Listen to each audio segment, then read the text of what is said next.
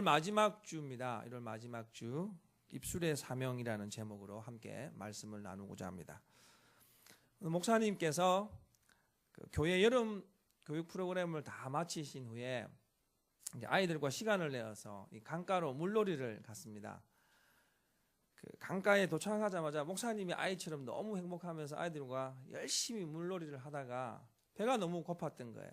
그래서 직접 목사님께서 바나의 불을 이용해서 밥도 짓고 여러 가지 음식을 장만했습니다. 여러분 생각해 보십시오. 폭염 속에서 뜨거운 바나 불 밑에 있으면 얼마나 더웠겠습니까? 그렇게 이제 억지로 식사를 다 마치고 나서 보니까 온몸이 땀범벅이 된 거예요. 도저히 참을 수가 없어서 강가에 다이빙을 탁 해서 수영을 하면서 조용히 수영을 하고 저 건너편에 있는 바위까지 갔습니다. 그 바위에서 탁 시원한 바람을 쐬고 누워 있는데 저쪽에서 어떤 한 여인이 열심히 수영을 하고 자기 쪽으로 오고 있는 거예요. 근데 폼이 영 엉성하고 좀 불안했어요. 이 아내나 다를까 어느 정도 가다가 갑자기 그 여자분이 허우적거리기 시작합니다. 목사님 놀래서 자꾸 강가 옆으로 가라고 막 하는데 도저히 안 되니까 직접 뛰어들어서 막 밀쳐냈습니다. 여러분 아시죠? 강가에서 혼자 수영하기도 힘든데 같이 간다는 건 힘듭니다. 막 두 분 다 막 지쳐 있는데 다행히 아이들이 그것을 보고 튜브를 던져서 구조가 되었습니다. 목사님께서 이 구조가 되고 나서 이런 말을 했답니다. 아무래도 이상해. 왜 물에 빠진 그 여인이 허우적거리면서 아무 말도 하지 않았지? 아무래도 이상해. 왜 고함을 치지 않았지? 라고 했다는 거예요. 여러분, 위험이 감지되었을 때는 입을 벌려서 고함 쳐야 합니다. 쉽게 구조할 수 있었을 텐데 소리치지 않으니까 그녀 남편도 장난치는 줄 알았답니다. 여러분, 입이 왜 있습니까? 입이 왜 있습니까, 여러분? 입으로 먹고 싶은 것만 먹고요. 내 하고 싶은 말만 하라고 입이 있는 게 아니에요. 위급할 때는 소리도 치고 필요할 때는요. 필요하다고 입으로 말도 해야 하는 것입니다. 입이 버려져야 할 때 버려지지 않으면 진짜 위험을 만나면 진짜 위험을 겪을 수 있습니다. 그렇기 때문에 입이 열려야 할 때는 입을 열어서 여러분이 마음껏 하고 싶은 말을 하는 거예요. 이것이 입술이 존재하는 이유입니다. 오늘 본문을 보시면 하나님께서 이스라엘 백성들에게 이런 말씀을 하십니다. 나는 너를 애굽 땅, 포로로 잡혀 있었던 그 땅에서 인도하여 낸 여호와 내 하나님이라 라고 이렇게 말씀하십니다. 그러면서 이런 말씀을 하시죠. 네 입을 크게 열어라. 네 입을 넓게 열어라. 네가 그렇게 넓게 열면 내가 가득가득 채워주리라. 여러분 이 말이 무엇입니까? 당신이 약속하신 말씀대로 순종하고 입을 크게 벌리면 내가 그 순종하는 백성에게 복을 채워주시겠다라고 하는 하나님의 축복의 말씀입니다. 그런데 오늘 11절 말씀 보시면 백성들이 그 말씀을 무시했다라고 이렇게 증언하고 있습니다. 그러니까 오늘 말씀은 우리가 하나님께서 주신 이 입술을 어떻게 사용해야 하는가를 얘기하면서 이 입술을 하나님 뜻대로 잘 사용하면 하나님의 복을 경험할 수 있다는 것을 교훈하는 말씀입니다. 여러분 하나님께서 만든 모든 만물들은 다 나름 존재하는 이유가 있습니다. 하물며 인간은 오죽하겠습니까? 하나님께서 우리 머리에서 발끝까지 우리 몸의 모든 지체들을 만들어서 붙여 놓으셨는데 여러분 이거 어떤 하나도 우리가 그것을 소홀히 여길 만한 것이 하나도 없다는 거예요. 다시 말하면 다 존재하는 이유가 있다는 것입니다. 존재하는 이유가 있다는 말은 뭐냐면 하나님께서 그 존재하는 것을 통해서 그것이 감당해야 할 사명이 있다라는 말입니다. 자, 그러면 우리 입술 하나님께서 왜 여기다 붙여 넣었을까요? 분명히 이유가 있고 그 이유가 바로 우리의 사명인 것입니다. 오늘 말씀을 통해서 여러분 하나님께서 여러분에게 붙여주신 이 입술을 통해서 하나님의 온전한 사명을 잘 감당해 나가는 그런 다짐의 시간이 되었으면 좋겠습니다. 그렇다면 우리 입술의 사명은 무엇일까요? 첫 번째는 하나님께서 사람에게 주신 이 입술은 기도하라고 주신 입술입니다. 기도하라고 우리에게 입술을 주신 것입니다. 여러분이 잘 알다시피 우리 몸에 있는 이 입 정말 중요한 지체입니다. 음식물은 입을 통해 들어가죠. 입을 통해 들어가서 우리 몸에 영향을 주고요. 호흡할 때 여러분 이 콧구멍이 호흡을 다 못 받아들인다고 합니다. 그러니까 이 콧구멍만으로 모자란 호흡하는 부분들을 이 입이 또 보충해서 도와주기도 하는 것입니다.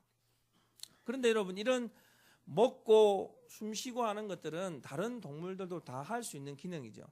근데 유일하게 하나님께서 인간들에게만 주신 기능이 있어요. 그것이 뭐냐면 말하는 기능입니다. 입의 기능 중 이 말하는 기능은 하나님께서 인간에게 주신 놀라운 축복이자 특권이라고 할 수 있습니다. 그도 그럴 것이 성경을 보면요, 이 입에 관한 다양한 그 언급들이 있는데 제가 이 말씀들을 보면서 느낀 것은 입이 요물이긴 요물이다 라는 생각이 들었어요. 입은 진짜 요물인 것 같아요. 여러분 이 입으로 수천 수만 가지의 다양한 표현을 할 수가 있습니다. 그리고 또 입을 통해서 수천 수만 명의 생명을 살리기도 하고 수천 수만 명의 생명을 한순간에 죽일 수도 있다라는 것입니다. 특별히 여러분 이 입이 가지고 있는 기능 중에 하나님께서 사람과 사람 간의 소통을 하게 하는, 의미 있는 소통을 하게 하는 이 대화를 할 수 있게 하셨는데, 특별히 사람과 사람 간의 이 의미 있는 소통을 하나님께서는 당신과 우리와도 소통할 수 있는 길을 열어주신 거예요. 그것이 바로 기도입니다. 기도. 어떤 책에서 아주 재밌는 이야기를 하나 보았습니다. 제목은 호박엿 사연입니다. 호박엿 사연. 호박엿을 아주 좋아했던 한 여인이 있었는데 오늘처럼 이렇게 날씨가 푸근한 이런 겨울날 퇴근을 하는 길에 길가에 호박엿 파는 아저씨가 온 거예요. 호박엿을 너무 좋아하니까 그냥 지나치려다가 도저히 그냥 지나칠 수가 없어서 호박엿을 사게 됩니다. 호박엿을 넉넉히 사서 큼지막하게 입에 떼어 물고 행복한 마음으로 집으로 퇴근을 했습니다. 그런데 왜 하필이면 그때 꼭 운명의 순간이 나타납니까? 갑자기 옆에서 아가씨라고 누가 부르는 거예요. 고개를 싹 돌려보니까 엄마, 이게 꿈에서나 이상적으로 그랬던 멋진 청년이 자기를 부르고 있는 거예요. 요즘 말로 뿅 같습니다. 저 아가씨 시간 있으시면 저와 커피 한잔 하시죠. 깍듯하게 이렇게 어디 예의 바르게 멋진지 모르겠어요. 프로포즈를 한 거예요. 근데 이걸 어떻게 합니까? 입속에 호박엿이 가득 채워져 있어요. 호박엿이 입에 엉켜서 말은 하고 싶은데 이런 벙어리 냉가슴 할 때 말도 못하고 오물오물하고만 있었던 거예요. 그 청년은 남의 속도 모르고 혹시 이 여인이 나를 좋아하지 않나 생각하면서 계속 얘기합니다. 저 사실은 퇴근길에 한두 번 본 것이 아닙니다. 몇 번을 보고 말을 하려다가 이제 용기를 내어서 얘기합니다. 저와 커피 한잔 하시면 안 되겠습니까? 마음으로는 그렇죠. 그러시냐고 커피 한잔 하자고 말을 하고 싶은데 말을 하려고 할 때마다 이 호박엿, 이 연물이 자꾸 입에서 꼴깍꼴깍 넘어오는 거예요. 그렇게 말도 못하고 몇백 미터를 가다가 그 멋진 청년이 말합니다. 죄송합니다. 제가 실례했습니다. 하고 떠나버린 거예요. 가슴을 쥐어 뜯으면서 집에 오면서 내내 결심한 것이 뭐냐면요. 다시는 호박엿을 먹지 않으리라. 좀 웃으십시오. 얼마나 재밌게 준비했는데 웃지도 않으시고 황수광 박사는 아무 말도 안 했는데도 웃던데 저는 열심히 웃기려고 했는데 웃지도 않으시고. 여러분, 우리 입이 먹는 것만 알면 이렇게 손해보는 거예요. 항상 여러분은 여러분 입에 이렇게 교훈하시기 바랍니다. 입아, 사랑하는 내 입아, 너의 사명은 먹는 데만 있지 않단다. 한번 해보시기 바랍니다. 입아, 입아, 사랑하는 나의 입아, 너의 사명은 먹는 데만 있지 않단다. 왜 안 하십니까? 여러분, 우리의 입이 먹고 다른 사람들하고 수다만 떨고 정작 우리가 해야 될 기도하지 않으면 호박엿 때문에 손해보는 것 그 이상의 손해가 있다는 것을 잊지 마시기 바랍니다. 예수님께서요, 그 공생애를 시작하시면서 처음 하신 설교가 산상설교입니다. 뭐 산상수훈이라고도 하고요. 그래서 마태복음 5장부터 7장에 나온 말씀인데, 여기에 예수님께서 아주 우리에게 의미 있는 교훈을 많이 하시다가 마태복음 7장 7절로 8절에서 이런 말씀을 설교하십니다. 같이 읽겠습니다. 구하라 그리하면 너희에게 주실 것이요, 찾으라 그리하면 찾아낼 것이요, 문을 두드리라 그리하면 너희에게 열릴 것이니 구하는 이마다 받을 것이요, 찾는 이는 찾아낼 것이요, 두드리는 이에게는 열릴 것이니라. 아멘. 여러분, 혹시 하나님께서 너무 대단하셔서 내가 기도하지 않아도 내 사정, 내 형편, 내 여건 다 알아서 하나님이 알아서 하실 거야 라고 생각하고 계시지는 않습니까? 물론 하나님께서 나보다 나를 더 잘 아시는 분이세요.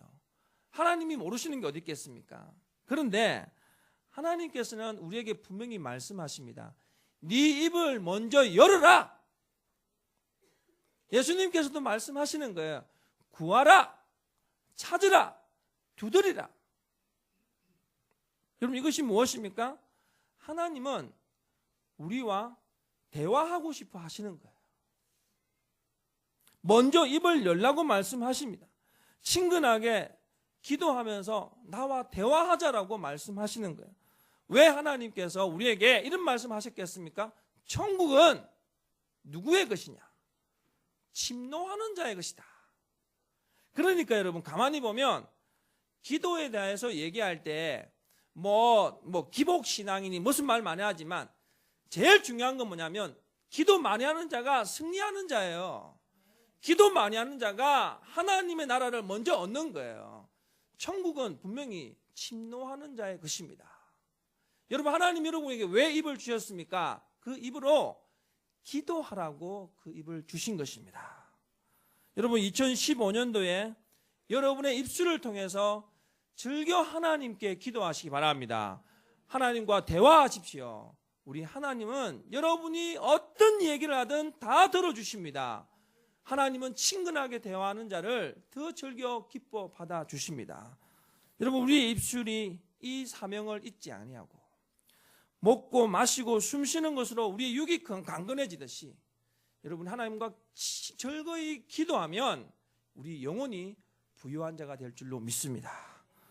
여러분, 이 입술의 사명, 이 기도의 사명을 잘 감당하셔서 여러분이 영육으로 강건해지는 은혜를 경험하시길 주님의 이름으로 축원드립니다. 둘째로 우리 입술의 사명은요, 하나님을 찬송하는 것입니다. 제가 지금 여러분에게 말씀드린 것은 정말 우리가 자주 들었던 얘기지만 다시 한번 우리가 기억해야 할 것들입니다. 우리의 입술은 하나님을 찬양하는 것입니다.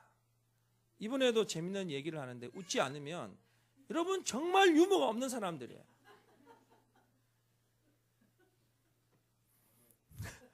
찬송가에 아주 재밌는 이야기들을 많이 붙여놨습니다. 한 30가지가 있는데 30가지를 얘기하면 설교를 못해서 한 3가지만 얘기하는데요.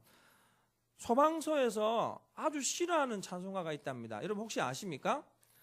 592장입니다. 산마다 불이 탄다 고운 단풍에. 소방서 이런 얘기 들으면 정말 기분이 안 좋죠. 해양경비대 주제 찬송가가 있습니다. 500장 물 위에 생명줄 던지어라.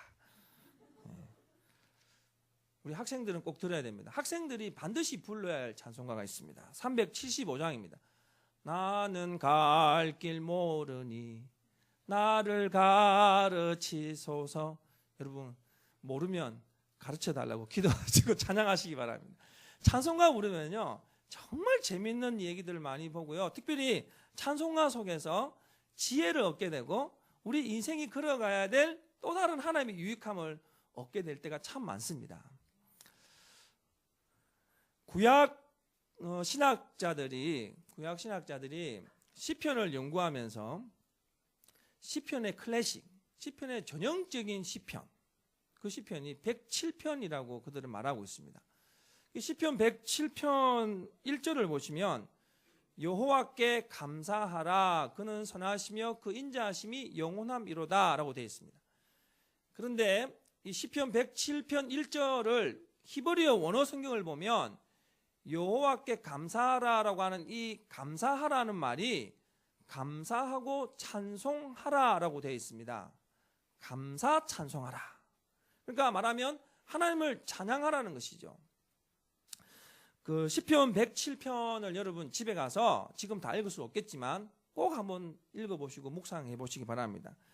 여기에 보시면 이 시편 노래하는 이 시편 기자가 우리 인생의 근본적인 문제들을 정확하게, 너무도 정확하게 지적하고 있어요. 그런데 이 시편 기자가 내폭에 이정석 집사님처럼 그림을 그리고 있습니다. 내폭의 그림을 아주 잘 그리고 있는데 첫 번째 그림이 뭐냐면 끝없는 광야 사막길을 헤매는 사람을 그리고 있습니다. 끝없는 광야 사막길을 헤매는 사람. 두 번째 그림은요, 짙은 어둠이 깔려있는 그 죽음의 그림자가 들은 감옥에서 쇠사슬에 묶여있는 한 죄수를 그리고 있습니다. 세 번째 그림은요, 끔찍한 질병을 앓아서 회복 불능한 병자를 그리고 있습니다. 마지막 네 번째 그림은 우리 인생이 행복할 것만 같았는데 인생 항로에 먹구름이 일고 폭풍우가 치는 그림이 그려져 있습니다. 여러분, 내 편의 그림을 한번 잘 보십시오. 우리 인생입니다. 시편 기자는 말합니다. 인생은 절망적이다는 거예요. 인생은 절망적이다는 것이죠. 그런데 그 인생을 하나님이 친히 구원해 주셨다. 그래서 시인은 말합니다. 이런 하나님의 은혜를 경험한 사람이 어찌 찬양하지 않을 수가 있겠는가? 여러분, 찬양만큼 듣는 일을 즐겁게 하는 것도 없는 것 같습니다. 우리 성가대의 오늘 은혜로운 찬양이 오늘 예배를 돋우어 주는 거예요. 우리 감동적인 반주자님의 이 피아노 음률과 우리 영혼을 움직이는 우리 지휘자님의 찬양이 우리에게 행복을 더해주는 거예요. 찬양은 이렇게 힘이 있습니다. 지난주에 제가 결혼식 주례를 하지 않았습니까? 아주 열심히 준비를 주례를 하는데 저 뒤에 분들이 별로 주례에 집중을 하지 않더라고요. 오랜만에 만났는지 뭐 얘기를 하는데 국악 축가를 딱 부르는 순간 일제히 축가 속에 다 집중하더라고요. 그래서 제가 이제 그 찬양에 힘이 있구나. 행사를 해도 제가 많이 느껴요. 사람들요 다 딴짓해요. 아무리 위대한 대통령이 와가지고 뭐 설교 다 딴짓하고 있어요. 근데 찬양만 딱 해보죠. 노래만 딱 하면 다 집중해요. 이게 찬양의 힘이에요. 여러분, 이렇게 찬양은 힘이 있습니다. 하나님 앞에 늘 기도하는 게 있어요. 하나님, 왜 제가 이렇게 찬양을 멋지게 못합니까? 예전에 있는 교회에 우리 부목사님들이 5분 계신데 2분이 찬양을 멋지게 해요. 예배 인도를 할 때 그분들만 오면 사람들이 좀 은혜를 받아요. 찬양을 멋지게 하니까. 제가 찬양하면 정말 고개를 다 숙이고 있어요. 근데 저는 찬양을 정말 잘하거든요. 제가 제 자신을 모르는지 아는지 잘 모르겠지만 저는 제 스스로 잘한다 생각해요. 집사님 제 잘하죠? 예. 장로님 그렇게 생각하시죠? 찬양은 힘이 있습니다. 여러분, 찬양의 이 힘을 여러분 삶 가운데 경험하시기 바랍니다. 여러분, 입술로 뭘 하겠습니까? 찬양을 즐겨 하십시오. 하나님께서 여러분에게 여러분의 인생에 더하신 그 은혜를 찬양하십시오. 마음껏 찬양하십시오. 찬양을 하면 여러분 축복의 물고가 열려질 줄로 믿습니다. 여러분 삶에 큰 힘을 더하여 줄 줄로 믿습니다. 이 찬양이 여러분 입술에서 즐겨 나오는 그런 한 해가 되시길 주님의 이름으로 축원드립니다. 마지막 우리 입술의 사명은요, 복음을 전하기 위해서 하나님이 주셨다라는 것입니다. 입술로 기도하고 입술로 찬양도 하지만 빠뜨려야 되지 말아야 할 것 하나가 바로 이 복음 전파의 사명입니다. 복음이란 말을 여러분 너무 달리 생각하지 마십시오. 복음이란 말. 가령 중병에 걸린 분이 계신데 중병에 걸린 그 가족들이 의사에게 가장 듣고 싶어 하는 말이 뭔지 아십니까? 저는 너무 많이 경험해서 잘 알아요. 살 방법이 있습니다. 이 말이에요. 다른 말 필요 없어요, 여러분. 살 방법이 있습니다. 이 한마디 들으면 이것만큼 기쁜 소식이 어디 있습니까? 그런데 여러분의 인생의 실상을 알면요, 예수라는 이름이 얼마나 기쁜 소식인가를 여러분 친히 경험하게 될 거예요. 여러분의 인생의 실상을 잘 몰라서 예수가 가치 있는지 잘 모르는지 모르겠지만 여러분 인생의 진짜 실상을 알면 예수가 진짜 기쁜 소식이고 진짜 능력이 있고 진짜 소중한 이름임을 여러분 경험하게 될 것입니다. 오늘 선교사가요, 아프리카에서 선교를 막 하는데 전도가 안 돼요. 그런데 어느 토인한 사람이 예수님을 이렇게 복음을 받아들인 거죠. 너무 기뻐서 그 사람에게 묻습니다. 하나님께서 그의 외아들 예수님을 이 땅에 보내셔서 당신을 구원해 주신 것을 믿습니까? 라고 말하니까 토인이 아무 말도 하지 않더니 행동으로 보여주는 거예요. 갑자기 토인이 아무 말도 하지 않고 낙엽을 다 긁어 모았어요. 긁어 모아서 그 속에 벌레 한 마리를 탁 집어넣습니다. 그리고 불을 붙였습니다. 막 뜨거운 열기에 벌레가 죽어가려 하니까 집게로 벌레를 끄집어냅니다. 그때 토인이 이런 말을 합니다. 하나님은 예수님을 보내주셔서 우리를 지옥불에서 건져주셨습니다. 여러분 이 말이 믿겨지십니까? 어떤 분이 참 재밌는 표현을 하더라고요. 세계에서 나무가 제일 많은 나라가 어딘 줄 아십니까? 캐나다라고 합니다. 여러분 석유가 제일 많은 나라가 어딘 줄 아십니까? 사우디아라비아라고 합니다. 석탄이 제일 많이 있는 나라 미국이랍니다. 그래서 이렇게 표현하더라고요. 캐나다 나무를 다 쌓아놓고 사우디 석유를 다 붓고 미국 석탄을 다 쏟아 불을 질러도 지옥불만큼 뜨겁지 않다. 지옥불이 그렇게 뜨겁다는 거죠. 이분이 갔다 왔는지 아는지 모르겠는데 그러면서 계속 이런 말을 하는 거예요. 그런 뜨거운 지옥불에서 꺼낸 사람이 어떻게 나오느냐? 수염에 고드름이 이렇게 달려서 아이 추워 하면서 나온답니다. 누군지 아세요? 복음을 듣고 믿은 사람들. 여러분 우스갯소리처럼 들리지만 제가 오늘 여러분 웃기는 이야기를 이렇게 많이 하는데도 전혀 웃지도 않고 여러분 인생이 이렇게 딱딱해서 되겠습니까? 예배 때만큼이라도 실컷 웃으시기 바랍니다. 여러분 언제 웃으실 겁니까? 실컷 웃으세요.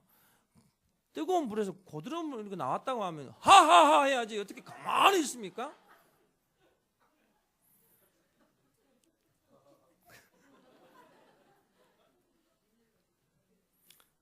복음의 진짜 영향력을 안다면 우리 어찌가 이 복음을 모르는 사람들에게 전하지 않을 수가 있겠습니까? 저는 문득 지금 인질로 일본 인질을 잡고 있는 저 IS 저 이슬람 근본주의자들 보면서 야 저놈들 때려잡아야겠다라고 하기보다 너무 마음이 안 됐어요. 저렇게 복음을 모르니까 저렇게 살아가는구나. 인질의 몸값으로 살아가고 인신매매하며 살아가고 사람들을 무참히 죽이면서도 그들이 정당하다고 말하는 거예요. 왜? 복음을 모르니까요. 제가 오늘 아침에 인터넷 소식을 보면서 저는 마음으로 기도했습니다. 하나님, 저들에게도 복음이 전파되어질 수 있도록 하나님 도와주십시오. 여러분 아십니까? 우리 교회에서 시리아 선교사님 돕고 있는 거 아십니까? 이 선교사님이 제게 메일이 와요. 목사님 너무 위험 속에 있습니다. 기도해 주십시오. 그래도 이분이 복음을 전하는 분이에요. 이 시리아 선교사님 여러분 멍청한 분 같죠? 이분이요 서강대학교에서 굉장히 사람들에게 주목받았던 사람이에요. 하나님 복음 때문에 이렇게 시리아 땅에 가서 복음을 전하고 있습니다. 여러분 복음은 이렇게 능력이 있는 것입니다. 우리 주님께서 우리에게 우리 입술을 통하여서 땅끝까지 복음을 전파하라고 하십니다. 2015년도 하늘생교회 표가 무엇입니까? 눈을 들어 세상을 보는 교회입니다. 우리 하늘생교회가 디아코니아도 하지만 교회의 본질은 복음을 전파하는 교회이어야 됩니다. 동서남북으로 둘러봐서 복음을 소홀히 여기는 사람들, 복음을 외면하는 사람들, 복음을 모르는 사람들에게 우리는 끊임없이 복음을 전해야 할 줄로 믿습니다. 여러분, 하나님께서 여러분에게 주신 이 입술 그냥 허투루 사용하지 마십시오. 그 사명을 잘 감당할 수 있도록 여러분, 복음을 전파하는 복된 입술들이 되시기 바랍니다. 입술의 사명이라는 제목을 정하면서 이 입술로 끊임없이 먹고 마시고 숨쉬고 있는 것을 제가 느꼈습니다. 믿음의 여정을 걸어가면서 나는 과연 이렇게 먹고 마시고 하는 본능적으로 사용하면서 기도하고 찬양하고 복음 전파하는데 얼마만큼 사용하고 있는가를 생각해 보았습니다. 제가 주중에 새벽기도 찬송가를 순서대로 부르는데 혹시 모르는 거 있으면 제가 열심히 불러요. 그 누가 그러더라고요. 목사님은 교회에서 찬송가 부른다고. 저 찬송가 많이 불러요, 여러분. 여러분, 기도 때를 따라서 쉬든지 무엇을 하든지 기도함에 있어서 여러분 집중하시고 찬양하십시오. 그리고 여러분, 때를 어떤지 뭐든지 복음을 전파하십시오. 이것이 우리 하나님께서 우리에게 입술을 주신 바로 그 의미가 있는 것입니다. 여러분, 이런 귀한 삶을 살아서 여러분의 삶이 진짜 복을 얻는, 오늘 말씀하신 본문의 말씀처럼 입을 크게 열라 내가 채우리라. 이 말씀의 은혜가 여러분에게 열매로 더해지길 주님의 이름으로 축원드립니다.